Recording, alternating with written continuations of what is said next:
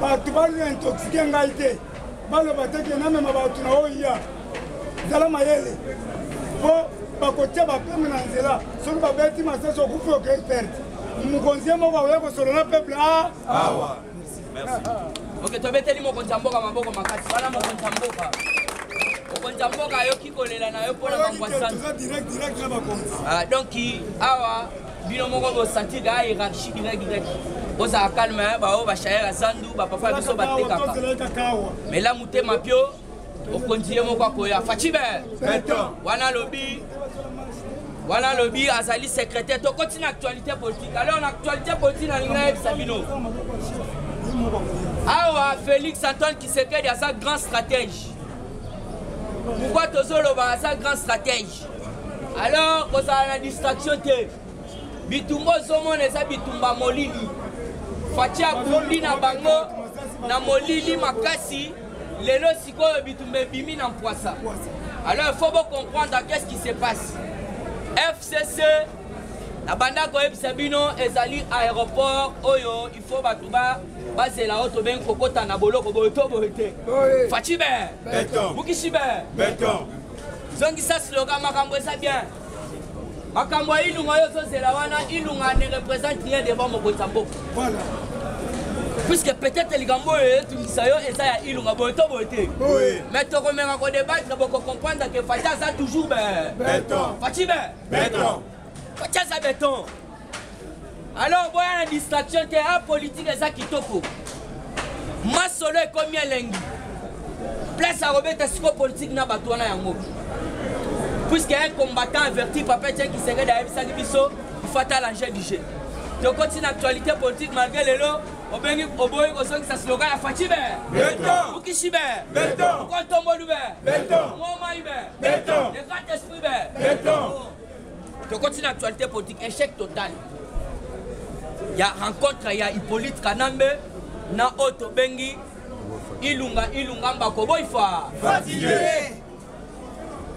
bapesi information ilunga bakutani na Kabila alors basololi ni zongisa slogan azala na pena na vivacité puisque tosi tolongi peut-être oyoza na distraction puisque ça chaque fois oyo toyebisaka bino mokonzi ya mboka aza na diplomatie ya likolo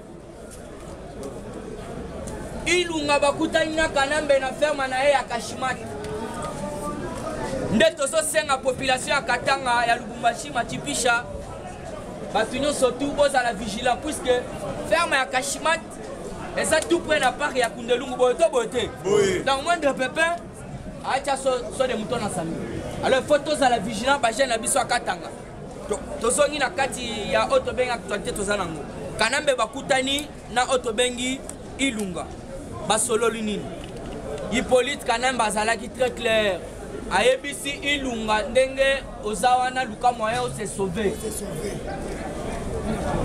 nde makambo Kanambe ayebisi ilunga yango lomoni avana noya akei epa na ye na oyo tobengi résidence na ye ezalaka na Lubumbashi ilunga bayebisi il faut se sauver pourquoi se sauver bobosali l'histoire ya 400 quelques millions o papa Kingo Kumwanza a révélé ki biso faci be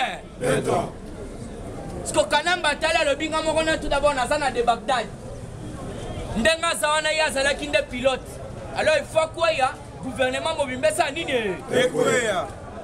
yango wana na banda koyebisa bino bapapa na ngai qu'est-ce qui se cache derrière coexister ya oyo tobengi ilunga na bandeko na biso mosusu ya baministre ya kashiva même ya FCC qu'est-ce qui se cache derrière.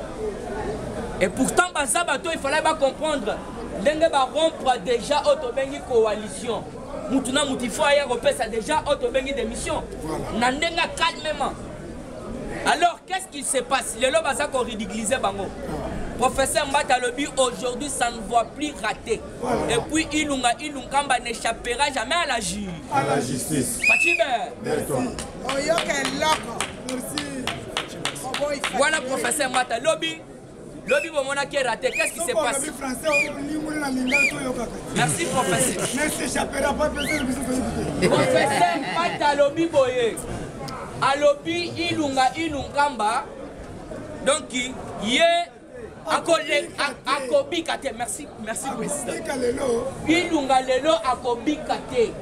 Alors pourquoi kobika te soki atie tembe toza prêt ya komema dossier komata nango na justice. Alors justice nde moto bakobengisa ye. Alors qu'est-ce qui se passe? Ilunga déjà après les lois qu'on raté puisque ba isoloir déjà ezalaki déjà installé le bin assemblée. Voilà. Parce que babanda ko selaka ka Ilunga. Yango na moni le to répéter le sous ba fesse to kozala wana. Yo pe zala wana po yoka.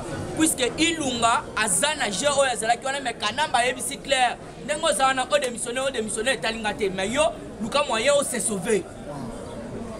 Moutoko sote kanambe puisque ndenga zawana papa sans te mentir oza papa na ngai to sitabino parlement elanda makatro Ilunga Kabila yebisi est clair alobi ndengo zawana omoni ndebo induire ngan tout d'abord na erreur FCC mobile puisque vous devez comprendre jeune nezalaki na se omoni oto bengi Raimo Chibanda o ba remplacer kepa Nemi Mwilanya asalaki réunion ayebisaki ba député nyo surtout ya FCC que non kokota yoka Raimo Chibanda yebisi bango kokota na kati ya salle wana ezali koloba ete bo participer Raimo Chibanda député du FCC entrer dans la salle non pas pour siéger plutôt pour faire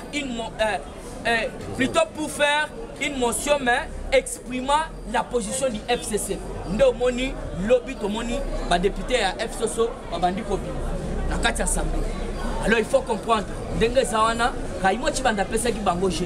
Alors ceux qui exagèrent o ezana simana bango biso toza na problème te. Déjà mu Kwantombolo en composition déjà gouvernement. Fachi puisqu'il faut bien comprendre Ilunga ndenga zawana yebi déjà que Fachi azako composer déjà gouvernement.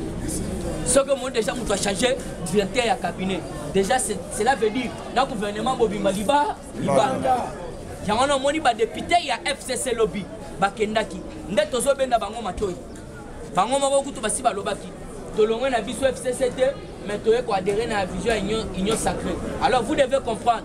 Bato wana kolongwa na bango na PPD na Otobengi FCC. Et ça ko ya libéla te puisque union sacrée sa parti politique te. Union sacrée ça une vision mokonza mboka.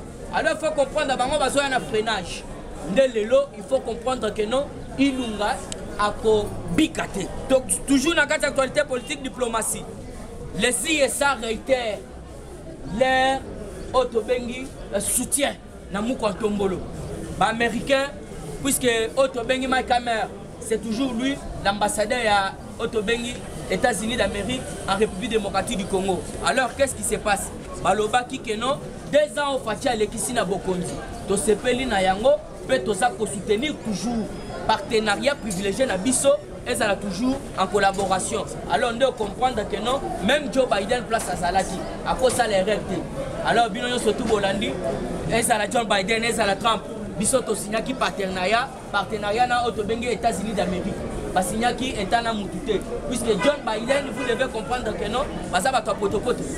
Balobi à côté si même Otobengi ba PD na gouvernement na yi.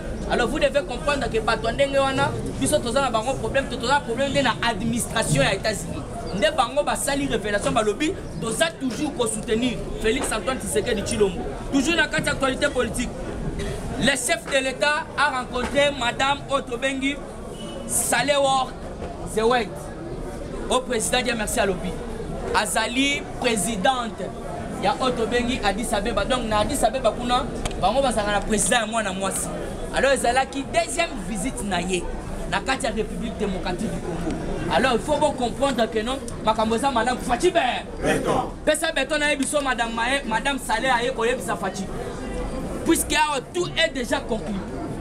Alors bindenge ozoya déjà na investiture ya Otobengi Union africaine. Pays nangai eza ko pesa soutien mobimba. Alors, dans une minute, vous devez comprendre que deuxième rencontre, Bakutaina Félix, Madame Otobengi Saleh a fait ma brave révélation. Le chef de l'État, Félix Antoine Tshisekedi, a reçu en ce mardi tête à tête son homologue Sahle-Work Zewet. Moi, si on a la diplomatie, c'est Loyoka. Alors, Biboy, Azamasi, présidente de l'Éthiopie, elle a annoncé l'ouverture prochaine à Kinshasa de la représentation diplomatique d'Éthiopie en RDC.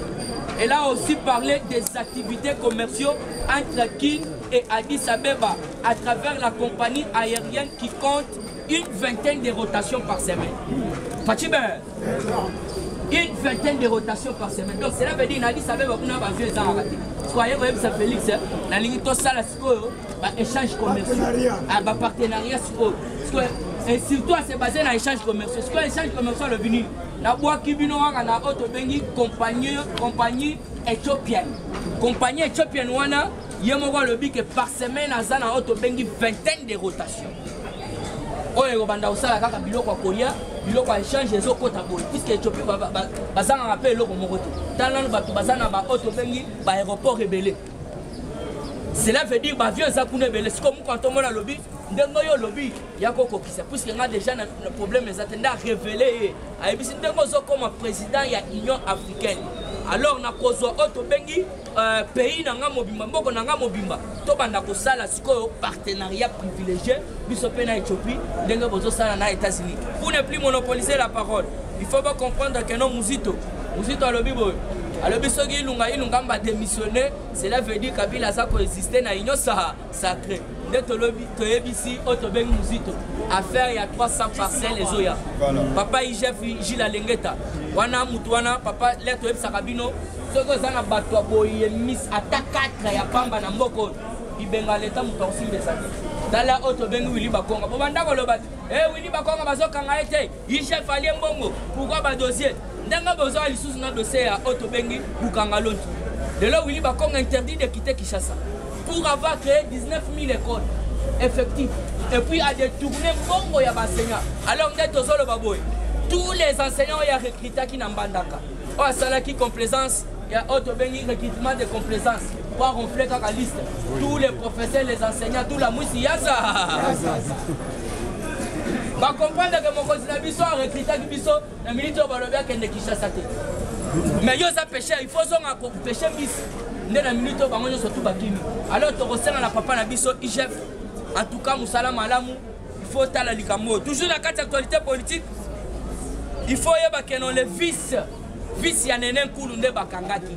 Puisque vice ya nenen kulunde bakangaki, président dit merci peut-être na koloba na lombangu lobi alobaki bakangaki nenen kulu.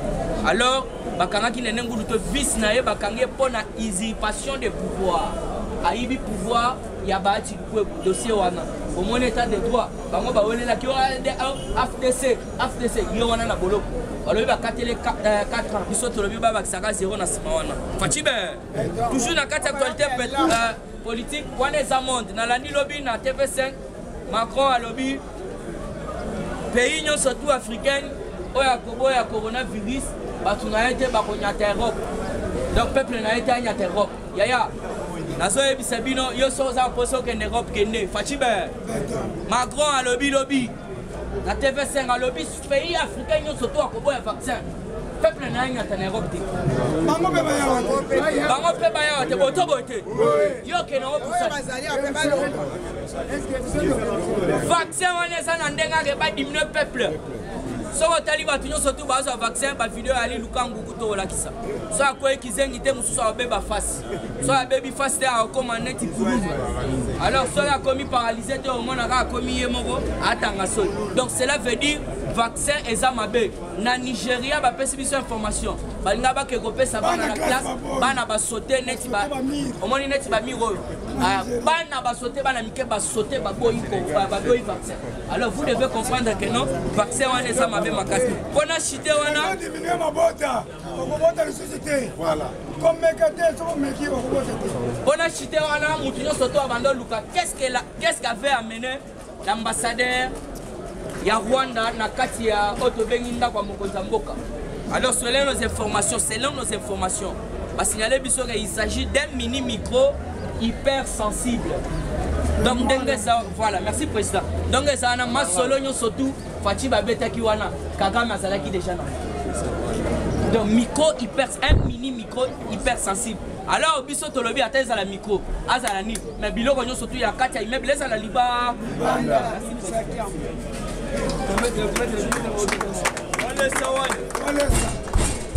IDP